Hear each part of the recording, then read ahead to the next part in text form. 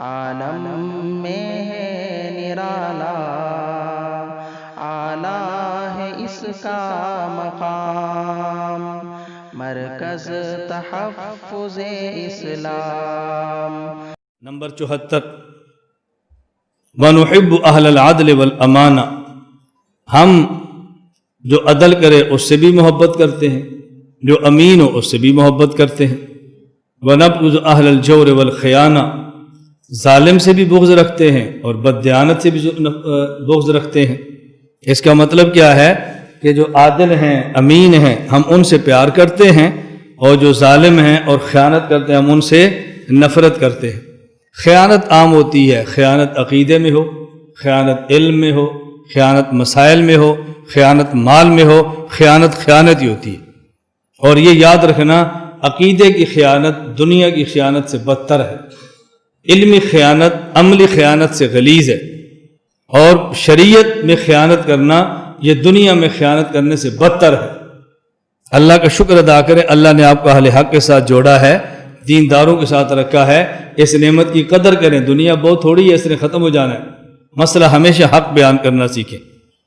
وَنَقُولُ، number 75، وَنَقُولُ اللَّهُ أَعْلَمُ فِي مَا اشْتَبَهَ عَلَيْنَا عِلْمُهُ، اللہ ہی جانتے ہیں متشابہات کے علم، جو ہم پر مشتبہ ہیں، محکمات نہیں ہیں، جن کا علم ہم پر مشتبہ ہے ہم اس کو اللہ کے حوالے کرتے ہیں، اللہ ہی بہتر جانتے ہیں، اور ہم مشتبہات کے اندر پڑھ کر بحث کر کے اپنے علم کو تباہ نہیں کرتے۔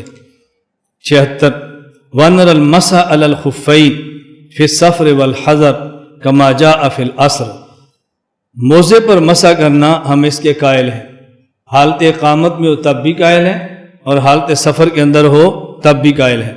حضرت امام اعظم ابو حنیفہ رحمۃ اللہ علیہ فرمایا کرتے تھے کہ یہ علامات اہل السنت والجماعت میں سے ہے ان تحب الختانین، کہ رسول اکرم صلی اللہ علیہ وسلم کے جو داماد ہیں آپ ان سے محبت کریں، حضرت عثمان سے بھی کریں، حضرت علی المرتضیٰ سے بھی کریں، حضرت ابو العاص سے بھی کریں۔ چونکہ عام طور پہ جھگڑا حضرت عثمان اور علی کے بارے میں کیا جاتا ہے کہ لوگ حضرت علی کو مانتے ہیں، عثمان کا انکار کرتے ہیں، اس لیے ختانین دو کی بات کی ہے کہ آپ دونوں کے ساتھ پیار کریں، ایک کو لے کر ایک نہ چھوڑیں۔ بلکہ آپ کے داماد تو 3 تھے، ابو العاص رضی اللہ تعالیٰ عنہ حضرت زینب کے شوہر بھی تھے۔ اسی طرح آپ نے فرمایا علامات اہل السنت والجماعت میں سے ہے وان تر المسح علی الخفین، کہ موزے پر مسح کرنا اس کے تم قائل ہو، یہ علامات اہل السنت والجماعت میں سے۔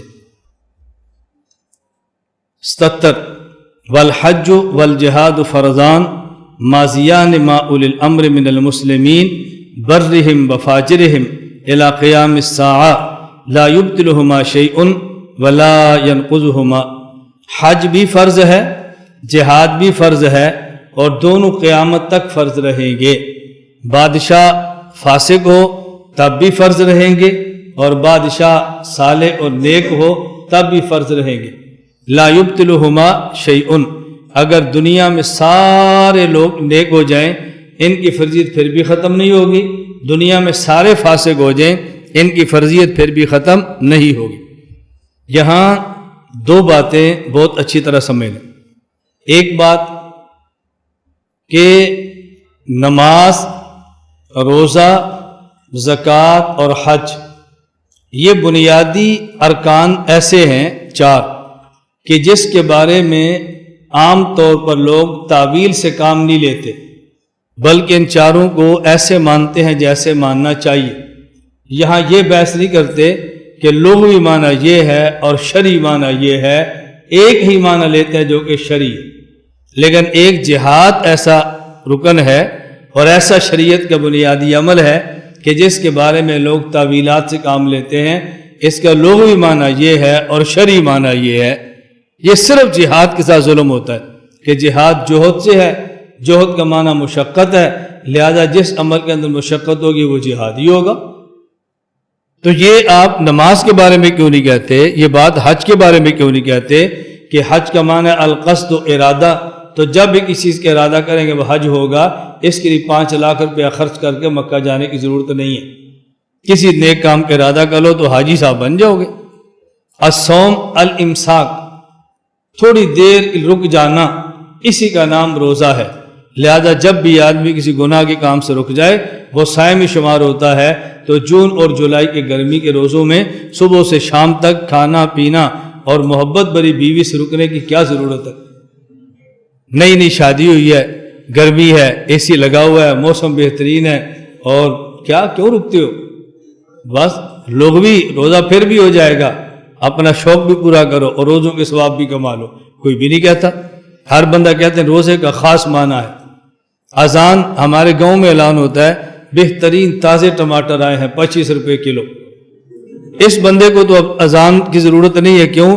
لغت میں اذان کا معنی اعلان ہوتا ہے، قرآن کریم میں اعلان کرنے والے کو مؤذن کہا ہے، اذن مؤذن، قرآن کریم میں ہے، لیکن ہر بندہ کہتا نہیں بھائی نہیں وہ لغوی بات ہے، اذان کا معنی یہی ہے کلمات مخصوصہ فی اوقات مخصوصہ۔ اور جب حج کی باری، جہاد کی باری آتی ہے، جہاد جوہد سے ہے، جوہد مشقت ہے، لہذا جیسے مشقت ہوگا وہ جہاد ہوگا۔ میں خدا کا واسطہ دے کر آپ سے کہتا ہوں جہاد نہیں کر سکتے نہ کریں، لیکن جہاد کے معنی میں تحریف کر کے کفر کا ارتکاب کبھی نہ کریں۔ جہاد کا معنی متعین ہے، قتال فی سبیل اللہ، امت پر فرض عین ہے، ہر فرد پہ۔ اس کا منکر کافر ہے، اس کا تارک فاسق ہے۔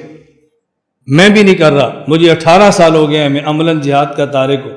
میں خود کو فاسق سمجھتا ہوں، میں خود کو بہت بڑا ایمان والا نہیں سمجھتا، لیکن میں تعویل کر کے اپنی محنت کو جہاد کا ننگ دے کے کفر کا ارتکاب نہیں کر سکتا۔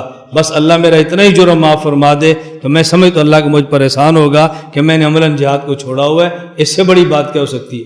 میں خود کو نالائق کہتا ہوں، فاسق کہتا ہوں، مجرم کہتا ہوں، گناہگار کہتا ہوں، اور اللہ سے اس گناہ کی معافی سب کے سامنے معاف رہا ہوں۔